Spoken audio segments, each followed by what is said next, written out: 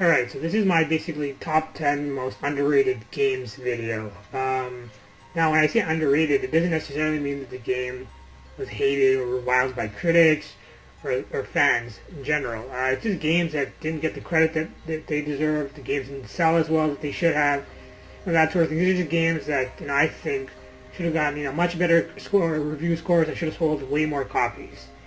They just slipped under the radar for whatever reason. So, okay. So let's start with Parasite Eve. Parasite Eve has a 76.72% rating on Game Rankings and 81% rating on Metacritic. Pretty good, B+, A-. But to me, it's one of the greatest games of all time.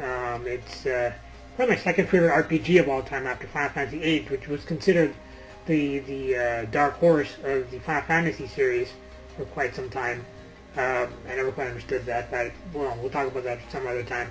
So getting back to Parasite Eve, the game did sell 2.1 million copies, but I have a feeling that people didn't really like the game that much because its sequel, which was actually better received by critics, sold significantly fewer copies. It literally sold a quarter, like about, I think last I checked, 480,000 copies. So I think people didn't like Parasite Eve for whatever reason, or most people didn't, but I think it's an absolute masterpiece. It's actually... This whole Parasite Eve thing started from a book that was written by Hideki Senna. It's published in Japan in 1995, and later in North America it was published in 2005, so 10 years afterwards. It was also made into a manga series and a live-action horror film. And then I guess Squaresoft figured, hey, there's some potential here for a video game. So then they developed the game. It came out in 1998, and it was actually the first M-rated RPG, I believe, that Squaresoft released. So there's a first. And basically, the story revolves around this New York City cop named Aya Brea, I'm not sure how to pronounce her last name. And basically, the game takes place over a 6-day period. And I think it all starts, if I recall correctly, on Christmas Eve. She's invited to this regal event at Carnegie Hall, and all hell breaks loose. Basically, the audience literally spontaneously combusts. They all burn to a crisp, except for Aya, and it turns out she's immune to it, and you later find out why. So basically Aya is the protagonist, and then there's the antagonist, this I believe opera singer named Melissa Pierce, who is batshit crazy. She's got delusions of grandeur, she's paranoid, and she's just a sociopath. And she's basically the antagonist. She mutates into this monster named Eve, and Aya's the only one who can stop her. So this game has, one of the things that people didn't like about this game was that there wasn't much replay value. It was a pretty linear game. Personally, I like linear games. I don't like games that are too open world, too open-ended or whatever, because you end up getting lost or overwhelmed easily. So I like the fact that it was linear. I just love the story in this game. The story is phenomenal. One of the things that blew me away about the story was that the localization of the script was just top-notch. I've never ever read a script that was translated that was so pitch perfect. It was brilliant. I couldn't find. I'm a stickler. I used to be a proofreader, and I couldn't pick up a single freaking typo, a typographical error, anything in the script. It's just, and not only was that did they do a good job in that sense, but also just the writing in general is super sharp. It's very scientific. There's some technical jargon and stuff that could kind of intimidate a layman, but I do have a science background, and I was just blown away by the writing. This is probably the best written script of any RPG I've ever played. It's just brilliantly written, perfect translation. Unlike, let's say, Final Fantasy VII, which is known for infamous for having a lot of weird typos and stuff. Writing was brilliant. The visuals, Squaresoft really tried to push this game as a cinematic RPG of its time, and they succeeded on all levels. Think Final Fantasy VII, Final Fantasy VIII, Final Fantasy IX. You think those games had great visuals? You have to pick out that the cinematics, CGI is incredible.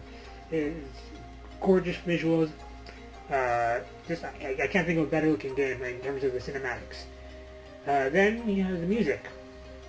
The music in this game is hands down one of the greatest video game soundtracks of all time, bar none. I'm like a big music aficionado. I love music in games. It's probably the second most important thing to me after gameplay, and then graphics and stories dead last now. Back then I was more into story, but yeah, the soundtrack is phenomenal. It's the same composer who's going to be composing Final Fantasy 15's soundtrack. So I mean, there you go. I mean, she's known as she's known by many to be the greatest female composer of all time in the video game industry, and I think this is her best work. I listened to some of her Kingdom Hearts stuff and other stuff, and I wasn't impressed. But Parasite Eve, she really outdid herself. It's hands down one of the greatest soundtracks of all time, and probably the best RPG OST of all time. So the music is phenomenal. The graphics, I mean, regal production values throughout. But at the end of the day, the bread and butter of an RPG is the gameplay, and it actually succeeds very well in that aspect as well. So basically, unlike, let's say, some of the other turn-based RPGs that you may have played back in the 90s, like FF7 and 8 and whatnot, this is a real-time, action-based RPG.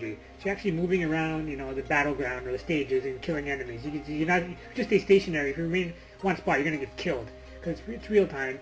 And you have to move around, and that's what I like about it. It's more of a dynamic combat system, the likes of which I haven't seen in the 90s. So in that way, it was innovative. So you're running around, and you're running and gunning, and you use weapons. You do play as only one character, which I liked personally. The team was different, and it's just trying to, I guess, to amplify the sense of isolation in the game. This is one scary ass game. This is a survival horror type RPG. Okay, so she's got all sorts of weapons. There's a police station where she can get other weapons. Weapons can be upgraded. You can collect junk around New York and Manhattan, and you can kind of put them together to create more powerful weapons. You can also use like other melee weapons in addition to guns. But you eventually get like RPGs and all sorts of other stuff. And Aya also has powers that she can use as she develops, as she levels up.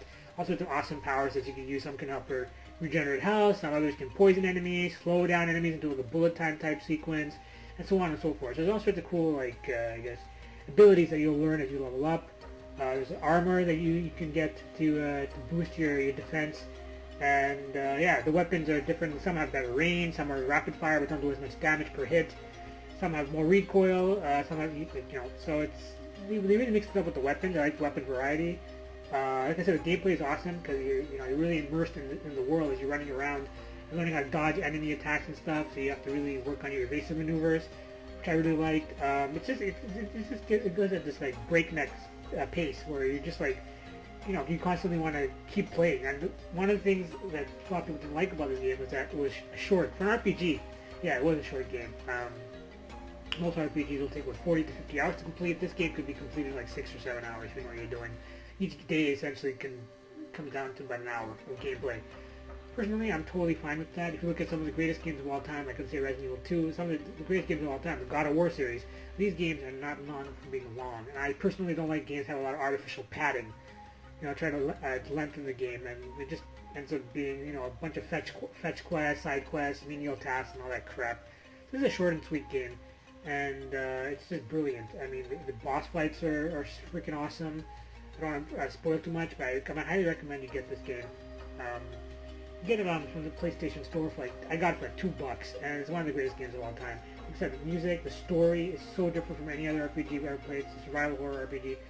It's just, oh my god, a chilling soundtrack, the gameplay, everything about it is great.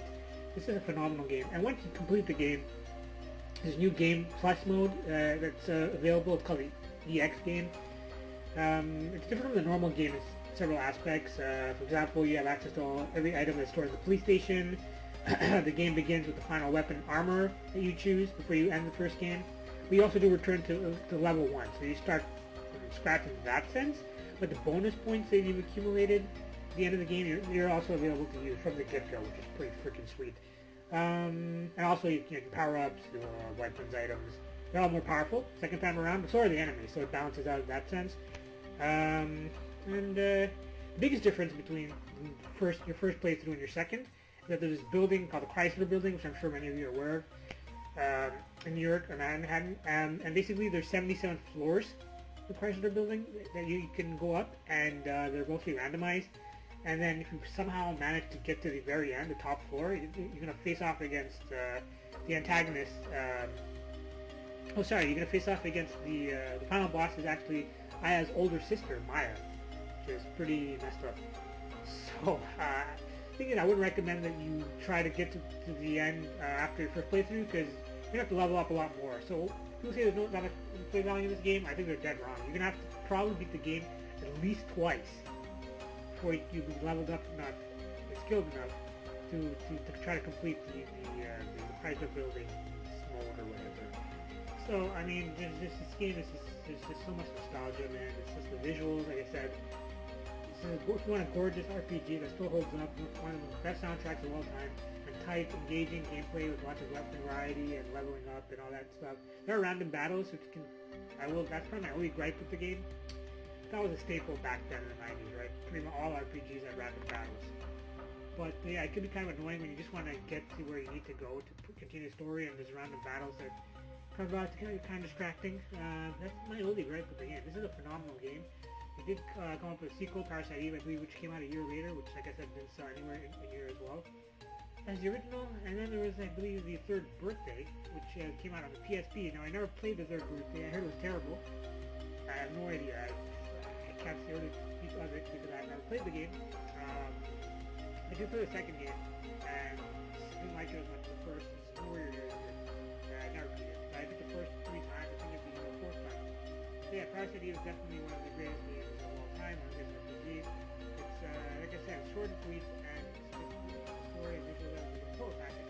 Brilliant writing, guys. I mean, in many ways it's better than FF8.